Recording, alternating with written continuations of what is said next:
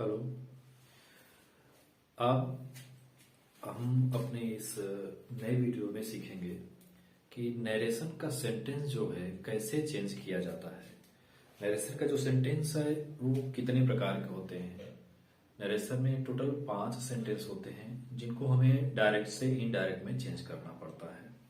पहला होता है असर्टिव सेंटेंस, दूसरा होता है इंट्रोगेटिव सेंटेंस, तीसरा होता है इम्परेटिव सेंटेंस, चौथा होता है ऑब्जेक्टिव सेंटेंस और पांचवा होता है एक्सक्लामेटरी सेंटेंस। तो ये टोटल 5 सेंटेंस हैं जिनको वन बाय वन हमें डायरेक्ट से इनडायरेक्ट में चेंज करना पड़ता है। तो चलिए अब सबसे पहला वाक्य हमको मिलता है असर्टिव सेंटेंस का, जो हमें डायरेक्ट से इनडायरेक्ट में चेंज करना पड़ता है। तो अब ये कैसे चेंज होगा, चलिए हम इसको देखते हैं। असर्टिव सेंटेंस का हिंदी क्या होता है? स्वीकारात्मक वाक्य।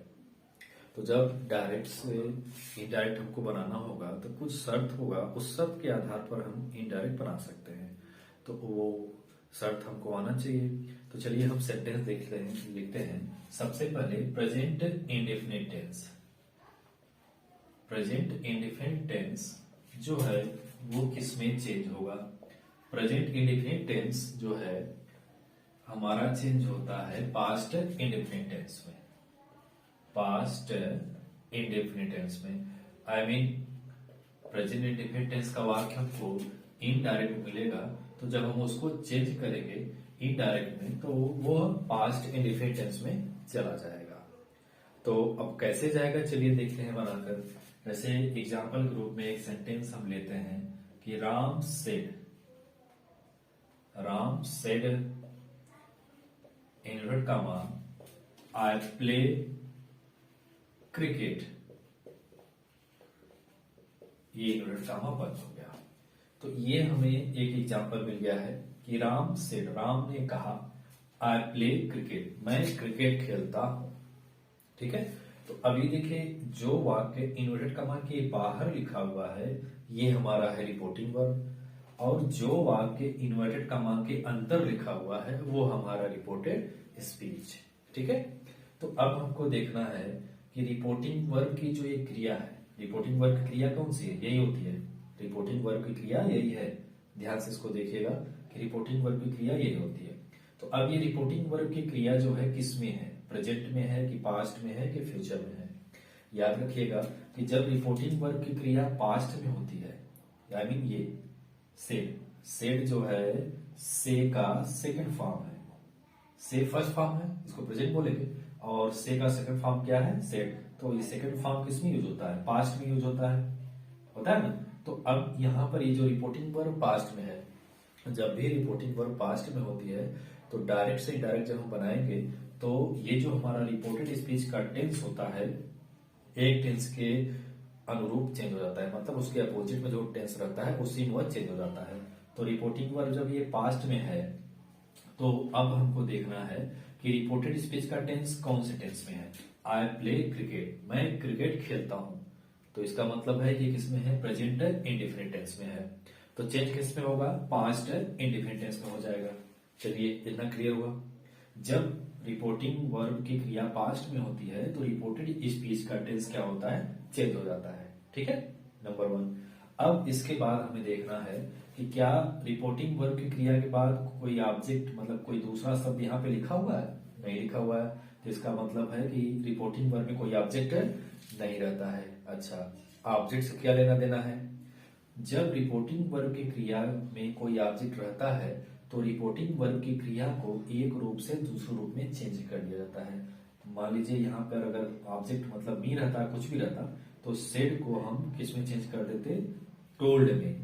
किस में चेंज कर देते हैं? टोल्ड में। हालांकि यहाँ पर कोई ऑब्जेक्ट नहीं है तो सेड को हम सेड के ही तरह लिखेंगे, इसमें कोई परिवर्तन नहीं होगा। ठीक है, ये परिवर्तन हो गया। फिर अब इन्वर्टेड कामा ये है। इन्वर्टेड कामा के स्थान पर हमको क्या लिखना है? इन्वर्टेड कामा को हटाकर हम लिखेंगे दैट, जो कि कनेक्टेड वर्ड होता है। अब असर्टिव सेंटेंस में हम इसका प्रयोग करते हैं और होता भी है। तो इन्वर्टेड कामा को हटाकर हम क्या लगाएंगे? दैट लगा देंगे। ठीक है। फिर अब इसके बाद चलिए देखते हैं कि आ गया हमारा रिपोर्टेड स्पीच का सब्जेक्ट।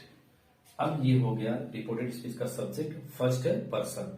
जब रिपोर्टेड स्पीच का सब्जेक्ट फर्स्ट पर्सन होता है तो उसको जब इनडायरेक्ट में हम चेंज करेंगे तो ये रिपोर्टिंग वर्ब के सब्जेक्ट के आधार पर चेंज होता है। बात समझ रहे? जब रिपोर्टेड स्पीच का सब्जेक्ट फर्स्ट पर्सन होता है तो वह रिपोर्टिंग वर्ब के सब्जेक्ट के आधार पर चेंज किया जाता है। आई मीन यहाँ पर थर्ड पर्सन है राम, तो ये आई जो है राम में आई मीन ही में चेंज हो जाएगा।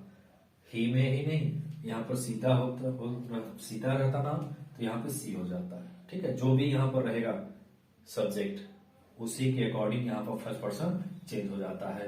तो चलिए हम इसको इनडायरेक्ट में चेंज करते हैं। राम सेड के स्थान पर सेड ही रहेगा क्योंकि उसमें कोई ऑब्जेक्ट है ही नहीं। इन्वर्टेड कामा को हटाकर हम लगाएंगे दैट, और जो फर्स्ट पर्सन है वो चेंज होगा राम थर्ड पर्सन के अकॉर्डिंग, तो यहाँ पर हो जाएगा ही। अब ये टेंस किस में जाएगा? पास्ट डिफिनिट टेंस में।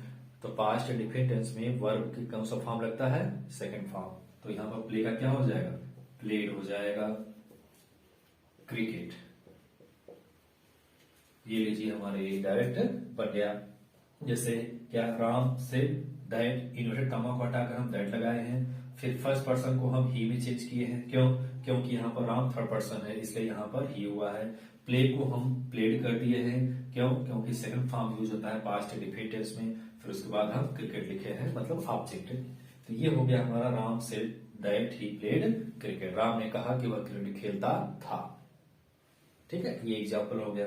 चलिए और एग्जाम्पल देखते हैं कि किस तरह से हम उसको डायरेक्ट से इनडायरेक्ट चेंज करते हैं।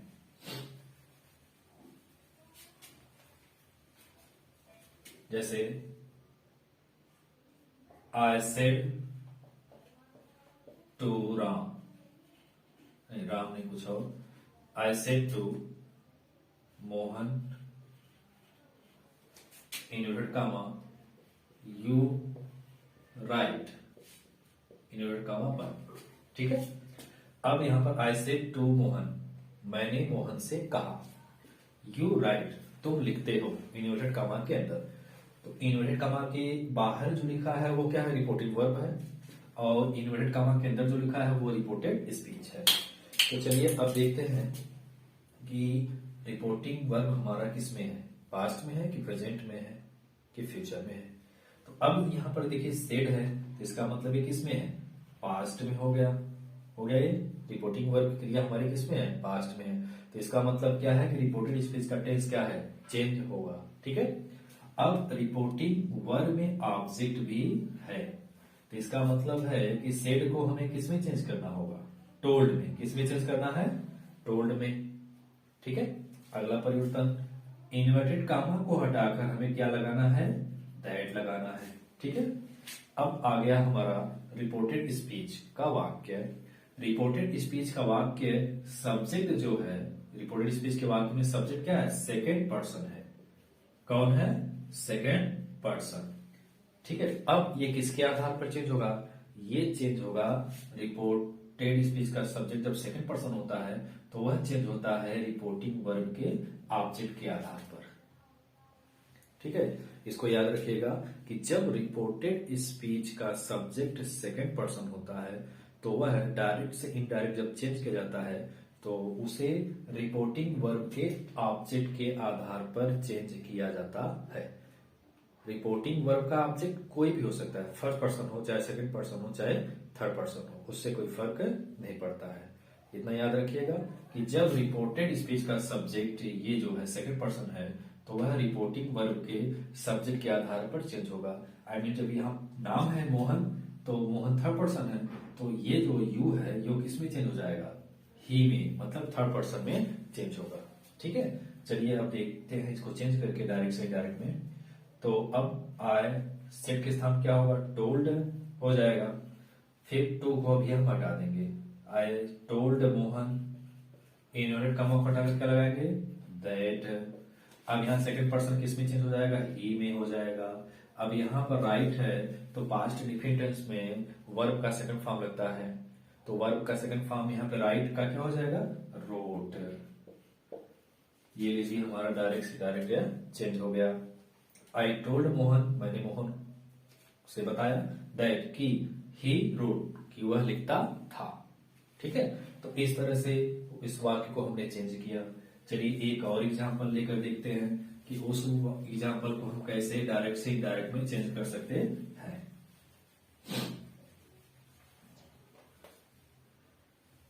Sita said to me, inverted comma, he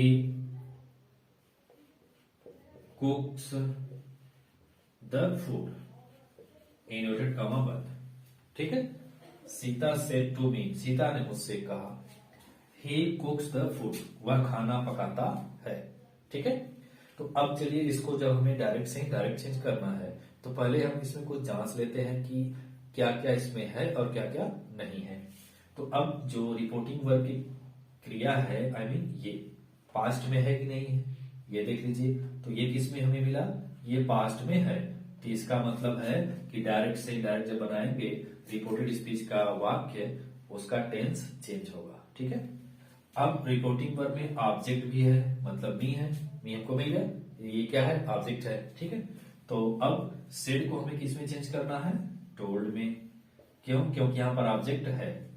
जब रिपोर्टिंग वर्ब में ऑब्जेक्ट होता है तो रिपोर्टिंग वर्ब की क्रिया को एक रूप से दूसरे रूप में हम चेंज कर सकते हैं। ठीक है, फिर अब अगला परिवर्तन, इन्वर्टेड कॉमा को हटाकर हम क्या लगाएंगे, यहाँ पर दैट लगा देंगे। ठीक है, अब सब्जेक्ट चेंज करना है, तो यहाँ पर कौन सा सब्जेक्ट है, थर्ड पर्सन है, मतलब तृतीय व्यक्ति, तीसरा व्यक्ति। तो इतना याद रखिएगा कि जब रिपोर्टेड स्पीच का सब्जेक्ट थर्ड पर्सन होता है तो उसको जब हम डायरेक्ट से इनडायरेक्ट में चेंज करते हैं तो उसके टेंस में कोई परिवर्तन नहीं होता है, वो जैसे लिखा रहता है उसको सेम उसी प्रकार लिख देते हैं।